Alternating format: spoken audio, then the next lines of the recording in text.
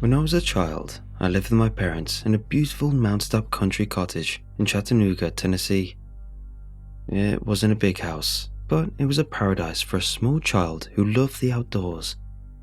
I spent all my time out in the hills, baking in the summer sun. The mountaintop was a small, tight-knit community, and my parents wouldn't bat an eyelash if I would leave the house at first light and not come home until after dark. They knew I was safe, and frankly, were probably glad to have some peace and quiet in the house. My childhood days of adventuring came to a sudden end a week after my 11th birthday. That morning, over our breakfast cereal, my dad had told me the circus had come to town and overnight had erected a massive red and yellow tent just outside of the baseball field in the valley below. My mouth hung slack-jawed over my Rice Krispies. Chattanooga was a decently sized town, but outside of the baseball field, the aquarium, and the great outdoors, there wasn't much for a kid to do back then. So, when my dad offered to take the family to the circus that weekend as part of my birthday celebration, I couldn't believe it. I made sure the hug I gave to my dad every morning lingered for a few seconds longer that day before I ventured out into the mountaintop forest. I ran through the forest, legs pumping like pistons. I was so excited. The circus! How lucky was I to have such a good dad. I finally reached my destination, a tall pine that rested on an overlook that jutted out over the valley below. I was going to get a glimpse of that circus tent. I don't remember anything else that day. I still wonder if I ever got a brief glimpse of that tent. From what I was told, a branch snapped and I fell about 35 feet onto the rock outcrop below, knocking me unconscious. When I didn't come home that night, my parents called the police. Eventually, they found me, broken and bloodied and still unconscious. A few days after that, I woke up in the hospital, and a few moments after waking up, I realized I was blind. I hit my head on that rock outcropping in just the right way to knock loose something in my brain, and just like flicking a switch, I lost my vision.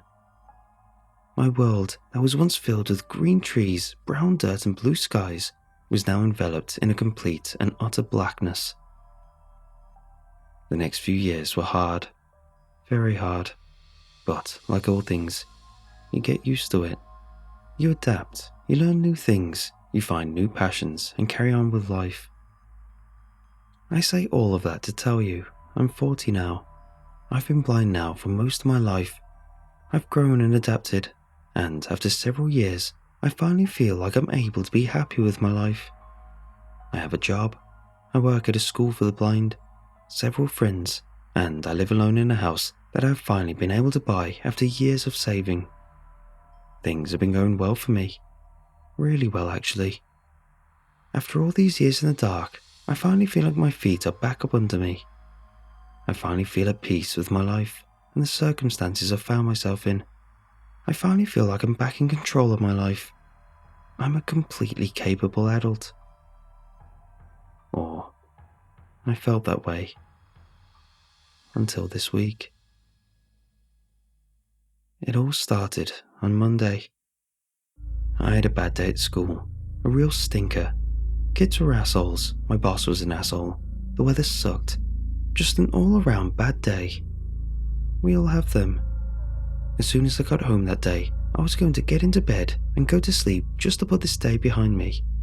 And that is what I started to do. I walked in, drank a glass of water and crawled into bed. But it didn't feel right. Something was off. I laid there for a few minutes when it hit me. My bed was warm when I crawled in. Only on one side, as if someone had just gotten out of bed moments before I walked into the room. My mouth went dry and I laid in silence for several more minutes, listening.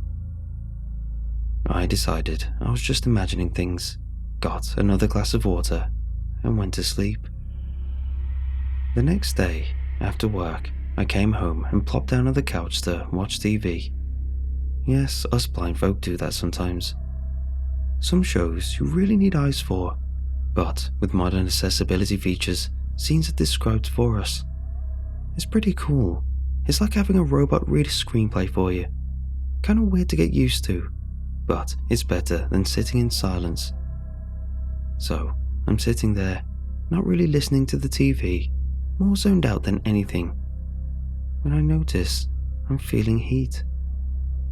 Nothing too intense, just a low, steady heat is coming from my right side.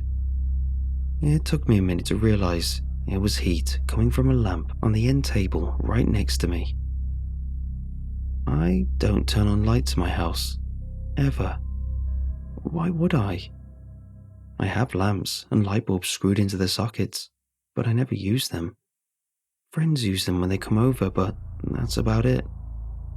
I haven't had anyone over at my house for probably a month at that point, and I definitely would have noticed the heat from this lamp before now if it had been on that long. I sit in this spot next to it nearly every day. I turned off the lamp and put it behind me. I didn't have an explanation for it, but why worry myself, right? Full disclosure, besides being blind, I'm also an idiot. I listened to another episode of NCIS, microwaved some dinner, and decided to head off to bed. I left the kitchen, took 4 steps down the hall as usual, turned to walk right through my bedroom doorway, and bam, damn near broke my nose on the bathroom door. This is when I got a little bit freaked out. I never close my doors. I'm blind and I live alone. I don't need the hassle of feeling for a doorknob every time I enter or leave a room. Someone had been in my house. I'm not going to lie to you. I was scared witless. I haven't been that scared since the day I woke up at the hospital in Chattanooga, knowing my entire life had just been changed. I pulled my cell phone out of my pocket to call 911, but my hands were shaking from the adrenaline and I dropped it. I heard the phone bounce off the carpet and hit the baseboards of the wall, so I dropped to my hands and knees and started feeling around for it. 5 seconds later, I still hadn't found my phone. Had it bounced further away? I swear I heard it hit the baseboards right at my feet. I slowly expanded my search, crawling my way down the hallway, arms splayed out in front of me, trying to scour as much of the carpeted floor as I could. Nothing. Tears were beginning to well up in my eyes. Lame, I know. But like I said, I was having a bad week, and I was really scared. I sat for a moment, calmed myself, evened my breathing out, and restarted my search. I only had a few square feet of space left to search, just the space in front of the laundry room door and the guest bedroom door. It wasn't a long hallway. I army crawled down the hall, scraping my arms across the carpet, when the very tip of one of my fingers brushed up against a solid object in the middle of the carpet. Finally! I army crawled a few inches more and let my hand fall where I'd felt something solid. There was nothing there. Confused, I crawled a few more inches and tried again. Nothing. I crawled a few more inches and reached my hands out again. My right hand fell on something. Too big to be a phone. I gently rubbed my hand across its surface. It felt cold and dry, almost fleshy. I realized what it was when it moved out from under my hand. I had grabbed someone's foot. I screamed and threw myself backwards, struggling to regain my feet. My legs had turned into jelly. I collapsed onto the ground and listened. Legs pulled up to my chest, ready to kick out at any noise within striking distance. I'm not sure how long I was on the ground. It felt like forever. After a while, I slowly got back up to my feet. I stood still and listened to the air. I couldn't hear anything but the wind blowing through the trees in the backyard and the hum of my air conditioner, but I could feel someone staring at me. I knew that less than 15 feet from me, someone was standing in the doorway of my guest bedroom, barefoot and holding my phone. My mind conjured ahead of wild hair, torn clothes and dirty hands that wrapped around the handle of a butcher knife. I slowly backed away, feeling along the wall with my hand, searching for my bedroom door so I could place myself within my house and planned my escape. The air tasted electric, and the silent house held an enormous tension that felt ready to explode. Any moment, footsteps would launch themselves forward towards me from the hallway, and I would feel a knife plunge deep into my chest or neck or my useless eyes. My breathing was getting heavy again. Was that my breathing? My mind was racing through the possible outcomes, and ears were straining to pick up anything in the silence. Finally, my hand brushed against the doorframe of my bedroom. My hand wrapped around the doorknob to steady myself, and I used the next quarter second to formulate a plan in my head. Turn around 180 degrees, take 4 steps, turn left, take 5 steps. Door should be there. Unlock door, leave house, stand in the middle of the street, and scream my head off until a neighbor or a passerby stops to help me. Solid plan. Just as I was about to turn around and put my plan into action, I felt the doorknob to my room rotate under my hand and pull itself away from me, opening the door. I felt one hot, smelly breath in my face, and I bolted.